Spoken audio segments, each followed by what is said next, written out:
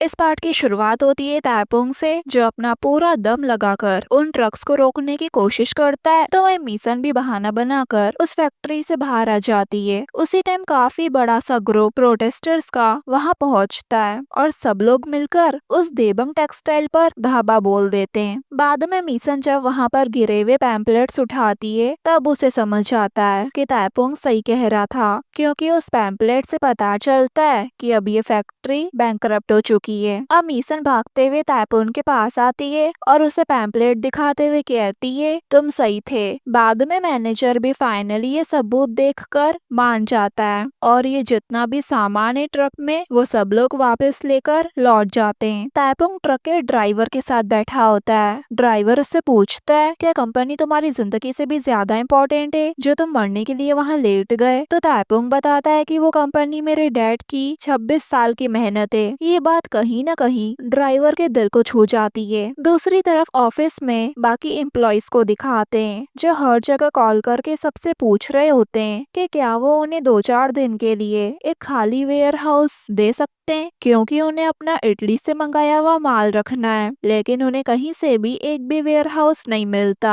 इसलिए जो truck drivers होते हैं, वो अपने डेक पर आकर अपने ट्रक्स को खाली करने लगते हैं। ताइपुंग उन्हें रोकता है कि प्लीज सुबह तक के लिए वो इटली वाले माल को अपने ट्रक में ही रहने दें, पर कोई उसकी एक नहीं सुनता और वो लोग सारा माल वही फेंकने लगते हैं। तभी वो ड्राइवर ताइपुंग को समझाता है कि देखो, मैं समझता हूँ तुम्हारी सिचुएशन काफी टफ है, लेकिन ये लोग भी मुश्किल से कमा रहे हैं, इसलिए हमें ट्रक्स को खाली करना ही पड़ेगा। देन वो ड्राइवर ताइपुंग को एक खाली आउटडोर पार्किंग लॉट के बारे में बताता है, जो कि हमेशा खाली रहता है। तो अब ताइपुंग सारा माल उधर रखने का ही सोचता है, जब तक उन्हें वेयर हाउस न मिल जाए। तो वहीं उसके दोस्त नामहो को दिखाते, जो एक म्यूजिक कंपटीशन में हिस्सा लेने आया होता है और परफॉर्मेंस देने के बाद वो ताइपुंग की मदद करवाने आ जाता है और वो दोनों मिलकर उस भारी सामान को उस आउटडोर पार्किंग लॉट में जमा देते हैं। और ड्राइवर उन्हें स्माइल करते हुए देख रहा होता है, क्योंकि वो काम तो कर रहे थे, बट बेचारों से कभी कभी बिगड़ भी जा रहा था। खैर, बाद में ड्राइवर और नामो वहाँ से चले जाते हैं और ताइपुंग बेचारा पूरी रात ठंड में वहीं रहकर पहरा देता है, ताकि कोई भी उस लग्जरी कपड़े को चुरा न ले।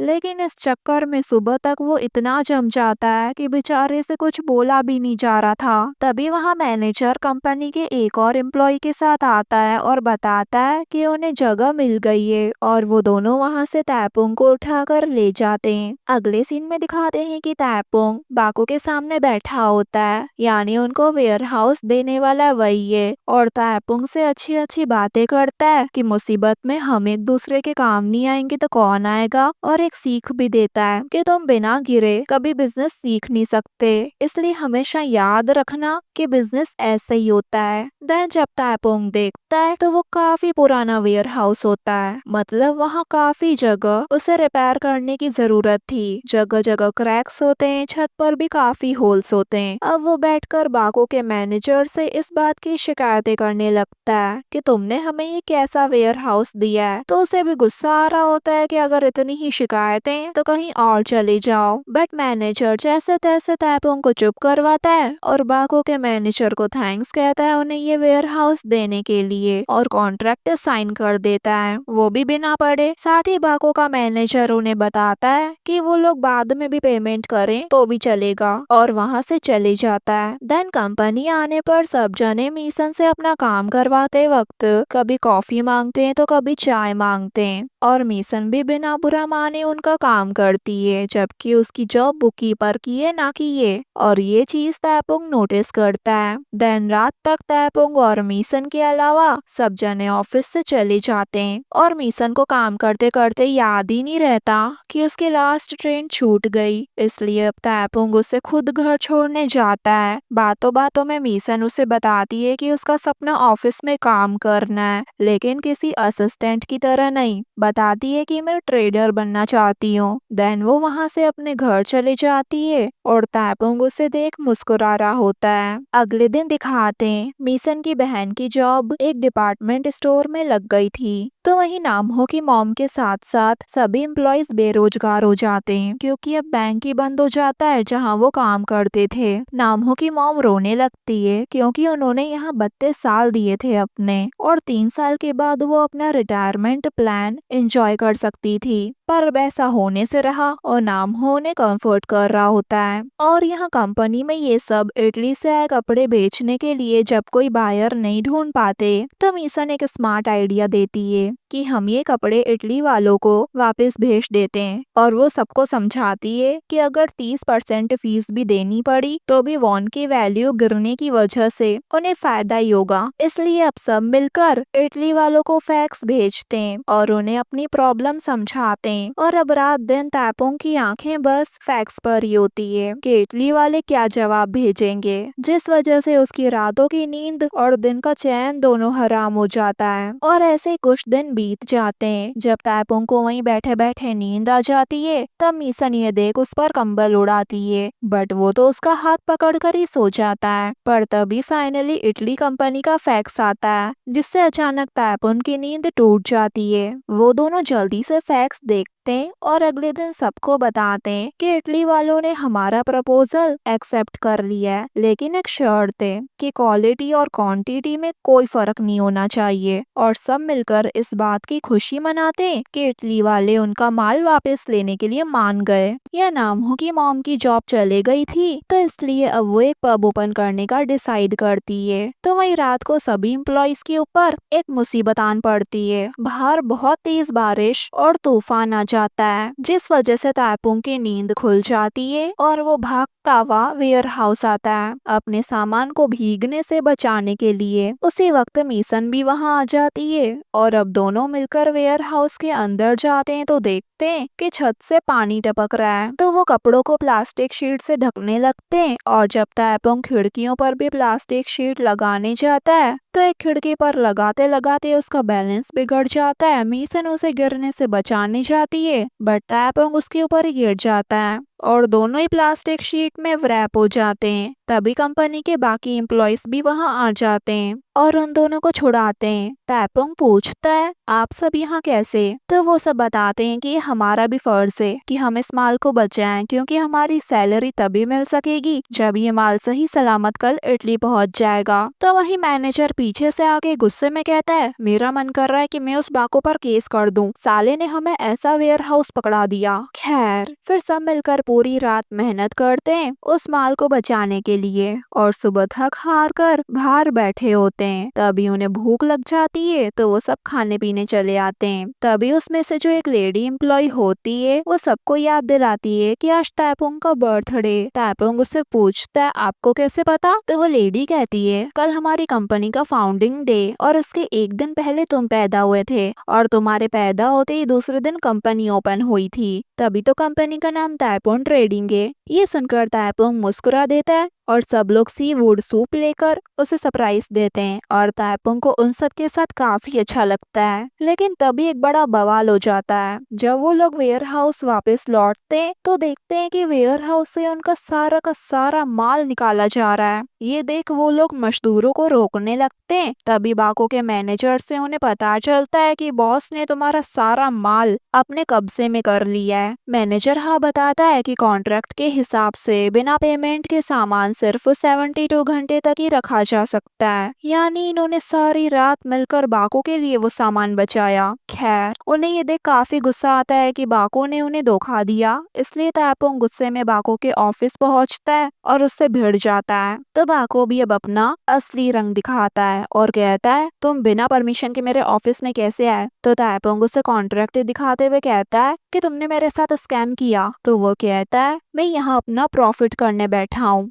चैरिटी करने नहीं, और तुम्हें कॉन्ट्रैक्ट ठीक से पढ़कर साइन करना चाहिए था और टाइम पे माल उठाना चाहिए था, तो मैंने स्कैम कैसे करा। अब तैपुंग को एहसास होता है कि ये सब पहले से प्लान किया गया था और वो बाको तैपुंग को बाहर फिकवा देता है। तो वहीं अब कंपनी में भी सब लोग टूट जाते हैं कि वो अपना घर कैसे चलाएंगे। देन उस रात तैपुंग अपने डैड जनियांग के पुराने सेविंग्स अकाउंट पासबुक देखता है और पता चलता है कि सारे अकाउंट उसी के नाम पर हैं, जिनमें जनियांग ने अपने एम्प्लॉयज के लिए पैसे रखे थे। बाहर आकर वो देखता है कि मीसन अभी तक काम कर रही है, तो वो उसे घर जाने के लिए कहता है। तब मीसन उसे उसके बर्थडे पर गिफ्ट में एक रोज देती है, जिसे लेकर वो काफी खुश होता है, क्योंकि उसका आज का दिन कितना बुरा गया वो मैं ऑलरेडी बता चुकी हूँ। देन जब तैपुंग घर आता है तो उसे उसकी मॉम उसका फेवरेट केक देके विश करती है। तैपुंग उनसे कहता है, मॉम क्या हम यहाँ से कहीं दूर जाकर एक नई जिंदगी शुरू करें, क्योंकि यहाँ मुझे बहुत सैड फील होता है, डर लगता है। तो उसकी मॉम कहती है, तुम्हारे पापा हालातों से भागने वाले नहीं थे, चाहे हालत कितने भी खराब हो, मैं भागने की जगह उनका सामना करूंगी। अगले दिन दिखाते हैं कि तैपुंग कंपनी के सभी एम्प्लॉइज अपना सामान पैक करने लगते हैं। तैपुंग उन्हें रोकने की बहुत कोशिश करता है पर कोई फायदा नहीं होता, सब चले जाते हैं। बट उससे पहले बिजनेस क्लोजर का फॉर्म पकड़ा कर जाते हैं कि ये आज सबमिट कर देना, अब इस कंपनी को बंद करने का वक्त आ गया है। अब जब उदास होकर तैपुंग अपने ग्रीन हाउस जाता है तो वहाँ भी उसे निराशा के अलावा कुछ हाथ नहीं आता, क्योंकि उसने जो इतनी मेहनत करके फूलों को उगाया था वो सब मुरझा चुके थे। लेकिन मिट्टी में उसे कुछ छोटे छोटे फल मिलते हैं, जिन्हें वो उठाकर रख लेता है, जैसे उसे एक नई उम्मीद मिल गई हो। फिर वो पूरे रास्ते पैदल चलकर मीसन के घर आता है। वो भी जब अपने घर से वॉक करने निकली थी तो तैपुंग को उसके घर आते हुए देख लेती है और पूछती है, तुम इतनी रात को यहाँ क्या कर रहे हो। तो तैपुंग कहता है, मैं टैक्स ऑफिस गया था पर कंपनी बंद करने नहीं, बस उसका रिप्रेजेंटेटिव बदल दिया। मीसन हैरान होकर पूछती है, मतलब। तो वो मुस्कुराकर कहता है, अब से मैं टाइफून ट्रेडिंग का नया सीईओ हूँ और मैं चाहता हूँ कि तुम मेरे साथ काम करो, लेकिन असिस्टेंट बनकर नहीं, एक ट्रेडर बनकर। अब ये सुनकर मीसन इमोशनल हो जाती है, क्योंकि उसका सपना जो है ट्रेडर बनने का, और उसे सिर हिलाकर हाँ कहती है और तैपुंग भी बहुत खुश हो जाता है। और अब अगले दिन से दोनों साथ में काम शुरू करते हैं। और जब मीसन कंपनी आती है तैपुंग उसे अपने हाथों से कॉफी बनाकर देता है और साथ ही वो उसके लिए नए विजिटिंग कार्ड्स भी बनवा कर लाया था, जो वो उसे देता है। देन रात को तैपुंग बाको से मिलता है और उसे इटालियंस के साथ किया गया कॉन्ट्रैक्ट देता है, जिसमें लिखा होता है अगर माल वापस किया जाए तो वो उसे एक्सेप्ट कर लेंगे। ये कॉन्ट्रैक्ट उसे देते हुए कहता है कि ये माल तुम वापस इटली भेज देना, तुम्हें फायदा ही होगा, भले ही इन दोनों के बीच रिश्ते कितने भी खराब हो। लेकिन तैपुंग उस वादे को निभाना चाहता है जो उसने इटली वालों से किया है। देन ऑफिस लौटते ही उसे मिस्टर बेक का फोन आता है, वही ट्रक ड्राइवर जो पहले मैनेजर के कहने पर तैपुंग के ऊपर ट्रक चढ़ाने वाला था। वो उससे मिलने के लिए बुलाता है और मिलते ही उससे कहता है, तुम्हें पता भी है तुम्हारा थोड़ा सा माल मेरे पास है। तो तैपुंग ये सुनकर हैरान होता है कि कौन सा माल। तब ड्राइवर उसे अपनी गाड़ी में पीछे रखा हुआ माल दिखाता है और कहता है, मैंने इटालियन कपड़े की एक गाड़ी जितना माल अपने पास रख लिया था, याद है तुमने जहाँ बाकी माल रखा था वहाँ पार्किंग की जगह की कमी थी और तुमने ये भी कहा था कि तुम्हारे पास पैसे नहीं है, इसलिए मैं ये और बचा हुआ माल तुम पर ऐसे ही छोड़कर नहीं जा सकता था, इसलिए मैंने थोड़े टाइम के लिए ये माल अपने पास रखने का ही सोचा। लेकिन तुम लोग इतने दिनों से मेरा फोन क्यों नहीं उठा रहे थे। अब ये सब सुनकर तो तैपुंग काफी खुश हो जाता है और उसे याद आता है कि कंपनी में सब लोग परेशान थे, इसलिए वो किसी का भी कॉल अटेंड नहीं कर रहे थे। खैर तैपुंग ये माल देखकर ड्राइवर को बहुत थैंक्स कहता है और फिर उसके दिमाग में एक जबरदस्त आइडिया आता है। देन अगले दिन दिखाते हैं मैनेजर मार्जिन बाको के मैनेजर से मिलता है और वो इटालियन से जुड़ी सारी की सारी फाइल्स उसे दे देता है जो उसने तैपुंग ट्रेडिंग कंपनी से चुराई थी, और वो बदले में कुछ पैसे ले लेता है। यहाँ ऐसा लगता है कि मैनेजर माजिन ने तैपुंग को धोखा दिया, लेकिन फिर सच्चाई सामने आती और एक फ्लैशबैक में दिखाया जाता है कि ये सब तो पहले से प्लान किया गया था। एक्चुअली कुछ दिन पहले तैपुंग ने अपने डैड जिनयांग की छोड़ी हुई बचत की पासबुक कंपनी के सारे एम्प्लॉयज को भेज दी थी, बट माजिन वो पासबुक लौटाने ऑफिस आता है क्योंकि वो जिनयांग की पर्सनल सेविंग्स नहीं लेना चाहता था। और तभी तैपुंग और मीसन ने जो प्लान बनाया था उसको एग्जीक्यूट करने के लिए उन्हें माजिन के रूप में अपना बकरा मिल जाता है। प्लान के अकॉर्डिंग वो दोनों माजिन को मैनेजर हा के पास भेजते हैं, लेकिन कॉन्ट्रैक्ट चेंज करके। यानी माजिन ने तैपुंग को धोखा नहीं दिया और बल्कि वो मैनेजर हा को इटली वालों को गलत कॉन्ट्रैक्ट देता है और साथ ही वो मैनेजर हा को कहता है कपड़ा मीटर में नहीं यार्ड में मापा गया है। इससे बाको को ये समझ नहीं आएगा कि असल में 10% कपड़ा कम है उसके पास। अब प्रेजेंट में दिखाते हैं कि जब बाको इटालियंस को वो माल भेज देता है जो उसके पास था, तो वो बताते हैं कि कपड़े की क्वांटिटी कम है और वो ये भी कहते हैं अगर पूरा माल नहीं मिला तो हम रिफंड नहीं देंगे और वापस माल भेज देंगे। जब ये बात मैनेजर हाँ बाको को बताता है तो वो तो उसका सर ही फोड़ देता है और कहता है मुझे जल्दी से इसका कोई हल बताओ, समझे। तभी तैपुंग मीसन के साथ बाको से मिलने पहुंच जाता है और कहता है मदद चाहिए तो बुला लेना चाहिए ना, ऐसा नहीं है कि हम अजनबी हैं। बाको पूछता है क्या कहना चाहते हो। तभी तैपुंग उन्हें बचा हुआ माल दिखाता है और कहता है ये बेचा हुआ 10% कपड़ा है, लेकिन ये सस्ते में नहीं मिलेगा। अब इटली से वापस माल भेजने के खर्चे को सोचकर बाको झक मार कर तैपुंग से कपड़ा खरीद ही लेता है, जिससे कंपनी के पास अब अच्छी खासी रकम आ जाती है। इसलिए अब तैपुंग सीधे सीईओ चोई के पास जाता है और वो पैसे लौटा देता है जो उसके डैड जिनयांग पर उधार थे। इसी दौरान पता चलता है कि मिस्टर चोई इतना बुरा इंसान भी नहीं है जितना वो दिखा रहा था, क्योंकि वो भी बस अपने एम्प्लॉयज के बारे में सोच रहा था कि उन्हें भी तो अपने घर चलाने के लिए सैलरी चाहिए होती है। इसलिए उसे फिनरल और तैपुंग की कंपनी में आकर तमाशा करना पड़ा और अब वो तैपुंग से माफी मांग लेता है और तैपुंग भी उन्हें माफ कर देता है।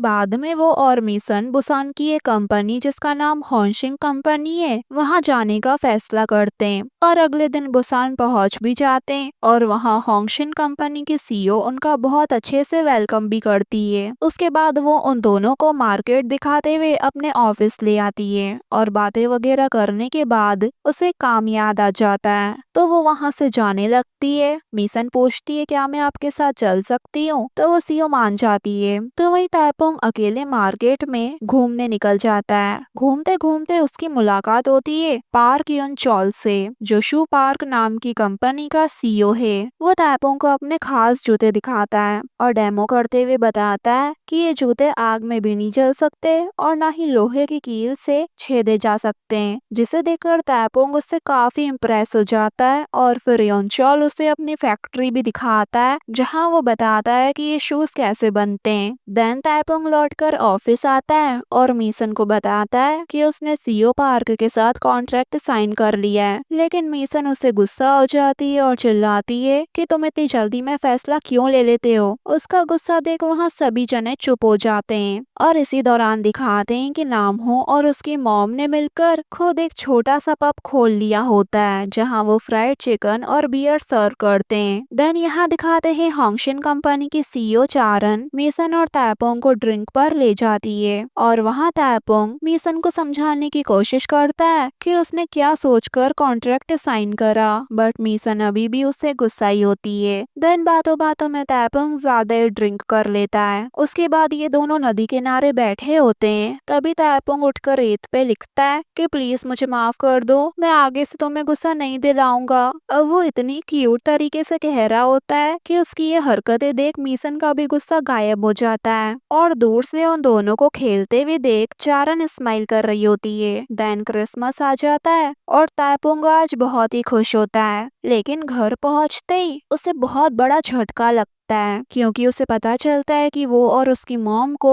घर से निकाला जा रहा है क्योंकि उन्होंने रेंट वगैरह नहीं दिया था। अब तैपुंग और उसकी मॉम जरूरी सामान लेकर बाहर आ जाते हैं जबकि उनकी बाकी चीजें जब्त कर ली जाती हैं। अब उन दोनों के पास जाने के लिए कोई जगह नहीं थी, तो आखिरकार दोनों रात बिताने के लिए तैपुंग ट्रेडिंग के ऑफिस में आकर ठहरते हैं और तैपुंग अपनी मॉम को नूडल्स बनाकर भी देता है और बाद में उन्हें अपनी पहली कमाई वहीं से लाया हुआ तोहफा भी दिखाता है। उसके बाद बातें करते करते उसकी मॉम को तो नींद आ जाती है तो वो सो जाती है, बट तैपुंग को अपने डैड की बहुत याद आती है। तो वही मैनेजर बाको को आके ये खबर देता है कि तैपुंग और उसकी मॉम को घर से निकाल दिया गया है। बाको का एक ही मकसद होता है कि तैपुंग धीरे धीरे करके सब कुछ हार जाए। तो वहीं तैपुंग अपनी नई जिंदगी की ओर आगे बढ़ रहा होता है और इसी मोमेंट पर ये पार्ट पूरा होता है गाइस।